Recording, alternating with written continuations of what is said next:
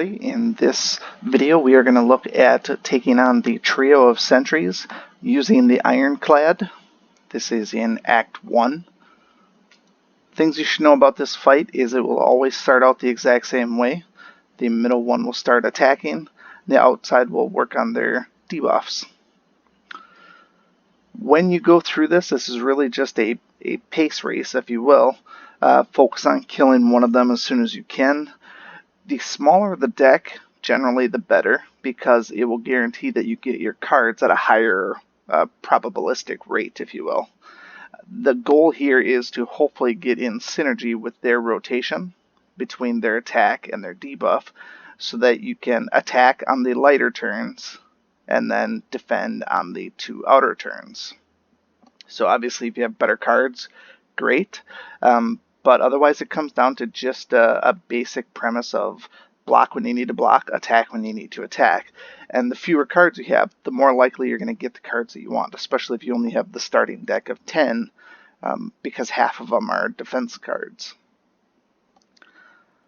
I encountered this one here as the first elite that I'm taking on. I've also made it through so far unscathed as far as health goes. That may or may not be the case with you, but also recognize that you do have the rest here afterwards. Pretty common to find the rest after an elite.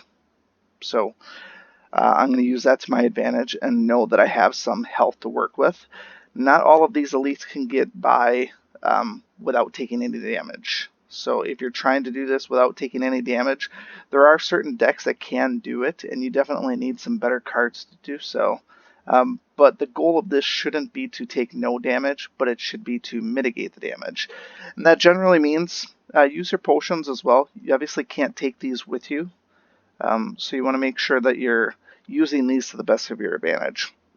I bought this power card potion, if you will. I did buy this from the vendor. The other two were actual combat rewards. So this was a duplication and a power potion and the Blessing of the Forge. So Blessing of the Forge is going to upgrade my cards, but I want to make sure I use this as the best possible opportunity. For me, the best time to use this is going to be on my defensive cards, because I'll upgrade my defense from 5 to 8. In this case here, that will definitely help with the two outside guys attacking. If you kill the first one, this is the one that I always go after first, so then it gets on to the staggering between the last two. If you have AoE attacks, obviously that's great. This guy here definitely does have AoEs, but my iteration does not. I do not have AoEs with this particular person. For me, the name of the game here is going to be to burn through my deck with attacks and hopefully get this Rampage out. Rampage is probably my best card. I got this right away after the first combat. So this is deal 8 damage, and then I upgraded it right away as well via the question mark room. So it deals 8, and then it increases by 8 this combat. So this here is going to be my primary killer. I didn't get it to start with. That's fine. I'm hoping to get it on the second turn, hopefully kill him. But ultimately, like I said, using that Blessing of the Forge, I'm hoping to draw 3 defense cards next turn, and then I can upgrade all of them. You might be thinking that maybe upgrading something like the War Cry or the attacks would be a good option, but in this particular fight, your defense is probably more important than your attacks, unless you can actually whittle them down very, very quickly. So I'm going to hold off on this one here. I am going to use my power potion. Power potions are always great to kick things off, because you never know what kind of a good power you're actually going to get. So whenever you lose health, gain 1 strength. That's from a card though, so that's not going to help me. Here's what we want to do. Whenever you draw a status card, draw 1 card. This is a perfect one for this fight, because they will constantly be throwing status effects at you. And this basically says, hey, we're going to hit you with a status effect, but you're going to get a free card for it. So basically, you're not penalized for it like you normally would be. So this is a beautiful card to start with. And it'll probably save me from having to use the duplication. I'll probably use the duplication at the very end. If not saving that for the Act 1 boss, it'd probably be for getting in a jam, because I will probably want to stack that with Rampage and ultimately use that as some massive, massive damage to to win things. But that's a really valuable potion for where I'm at right now, so I want to try and hold off on using that if I can avoid it. So to start things off, I am going to just go ahead and use this right away, just to see what other card I get next. I'm not really holding out for this one for that much. I don't need two defenses here. You know what, maybe I'll just leave this one. It really doesn't matter. This here's kind of a get out of jail free card if you need to. But whenever the middle one's attacking, it's always one block and two attacks for me unless I can't avoid it. So I pile everything onto the first person. And like I said, you are going to take damage with this. But remember, I do get 6 for winning, and I am going to be healing shortly after. So I'm not trying to get out of this unscathed. I'm trying to mitigate, and it doesn't take much to finish this first guy off. So here come the status effects. That's no big deal anymore because of the power card. And then there's the damage that I took. Now the second turn, it's usually, can you kill this guy? If you had a really good first turn, sometimes you can maybe even kill this guy. In my case, I can deal 8 damage, and then I can deal 6 is 14. And then this one is random, so I can't guarantee it. And this would be 19. So I can't kill him on this turn, but I also don't have a ton of defense.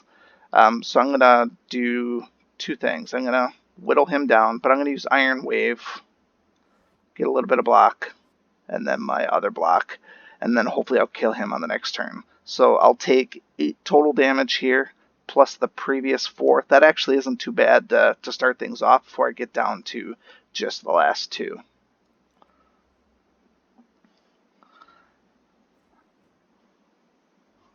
So I'll be looking to keep tabs of my health here. The health, when I heal at the rest stop, is going to be 30%. 30% of this is going to be 24 health. That's going to kind of keep me in mind of where I want to be in terms of maybe possibly using some of these other cards. So in this case here, I don't have much that I can do as far as killing this guy. If I do 8, that'll take him down to just 8 and double damage, so I can kill the first one. And I'll have to take damage this turn. And I guess I did the math wrong there. So that was error on my part. That's a bummer. I wasn't thinking clearly there. He probably had the artifact. I wasn't really paying attention to it. Alright, so now we have to kill him. There goes that. I'll do 1 defense, and then it doesn't really matter what we do at this point here. I don't have any other energy, so the war cry is pointless at this point here. If we think about the health here, this is basically 60 plus 24. I'm still sitting good. I don't have to burn through any potions, so I don't have to worry about that duplication just yet. I'm going to take another 4. But I'm in a good spot where I don't feel like I have to worry so much about my health now, because I'm going to get 6 for winning, and then I'm going to get the campsite afterwards. So now I can focus on actually just whittling them down. I don't have any defense on this one, so all I have is the Iron Wave. That's okay.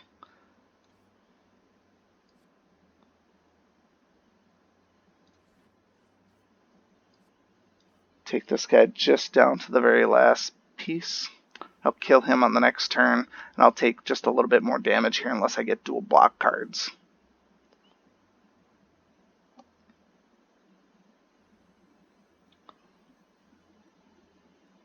So I got 1 block card. Block, and damage. I could have used my duplication, but it seems so pointless at this point here.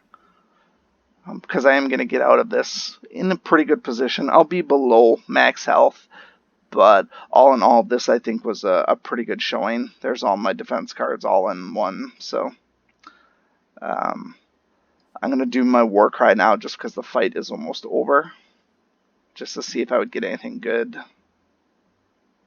So I'm going to put that on the top of my draw pile. I'll use that next turn. And then we may as well block for the sake of blocking. It doesn't really matter.